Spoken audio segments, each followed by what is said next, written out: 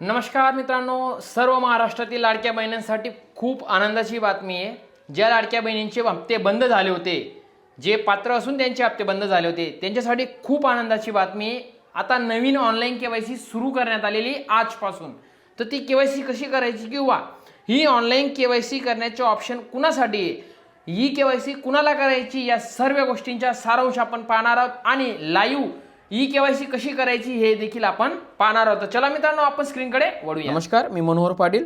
मुख्यमंत्री लाडकी बहीण योजनेअंतर्गत जी आता नवीन केवायसी सुरू करण्यात आलेली आहे, ती केवायसी फक्त ज्या लाडक्या बहिणींची केवायसी करताना काही चुका झाल्या होत्या तर त्यांच्यासाठी ही केवायसी आहे। तर त्यांनी ती केवायसी कशी करायची किंवा त्यांच्या ज्या चुका झालेल्या होत्या त्या कशा दुरुस्त करायच्या याचा लाईव्ह व्हिडिओ आपण आजच्या व्हिडिओमध्ये पाहणार आहोत। तत्पूर्वी आपल्या चॅनलवर कोणी नवीन आले असणार तर आपल्या चॅनलला सबस्क्राईब करा आणि तसेच बेल आयकॉनला क्लिक करायला विसरू नका।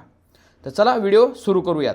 त्यासाठी तुम्हाला क्रोम ब्राउझरमध्ये माझी लाडकी बहीण योजना हे सर्च करून घ्यायचं आहे। ते सर्च करून झाल्यानंतर एंटर द्या। एंटर दिल्यानंतर तुमच्यासमोर एक वेबसाईट ओपन होईल, मुख्यमंत्री माझी लाडकी बहीण योजनेची। हे बघा, मेन पोर्टल ओपन झालेलं आहे। आता इथे एक ब्लिंक करतं आहे, ही केवायसी ही फक्त ही जी संधी ही फक्त त्यांनाच आहे त्यांची ही केवायसी करताना चुका झाल्या होत्या। याला क्लिक करायचं आहे।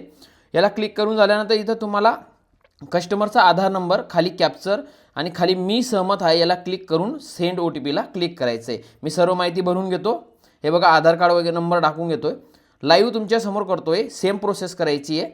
आता चुका करू नका, पुन्हा तुम्हाला संधी मिळणार नाही। झालं, हे बघा, मी सहमत आहे आणि OTP पाठवायला क्लिक करतो। हे बघा, OTP गेला कस्टमरला। आता तो कस्टमरला आधार नंबरला जो लिंक असेल तिथं OTP जाईल। तो OTP इथं आपल्याला आता फिल करायचा आहे। मी फिल करून घेतो OTP आणि सबमिट या बटनाला क्लिक करतोय।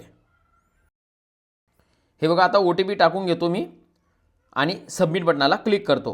क्लिक केल्यानंतर तुमच्यासमोर ऑप्शन येतील आता, जी तुम्हाला दुरुस्त करून घ्यायचं आहे। तुमच्याकडनं काय चुका झाल्या होत्या ते दुरुस्त करून घ्यायचं आहे। हे बघा, आले ऑप्शन। माझ्या कुटुंबातील सदस्य नियमित कायम कर्मचारी म्हणून सरकारी विभाग किंवा उपक्रम यामध्ये या दोघं जे ऑप्शन आहेत या दोघांना तुम्हाला नाही करायचं आहे। दोघांना नाही करायचं आहे, हे करू नका, तर तुम्हाला लाभ मिळणार नाही। दोघांना नाही करा आणि खाली जी आहे याला टिक करा, म्हणजे तुमची जी माहिती दिली ती सत्य आहे आणि खाली सबमिट बटनाला क्लिक करायचं आहे। सबमिट बटनाला क्लिक केल्यानंतर तुमची केवायसी ही पूर्ण झाली। अशा प्रकारे संपूर्ण A to Z माहिती आपण घेतली आहे। आपल्या चॅनलला सबस्क्राईब करा, तसेच बेल आयकॉनला क्लिक करायला विसरू नका। जय हिंद, जय महाराष्ट्र, वंदे मातरम।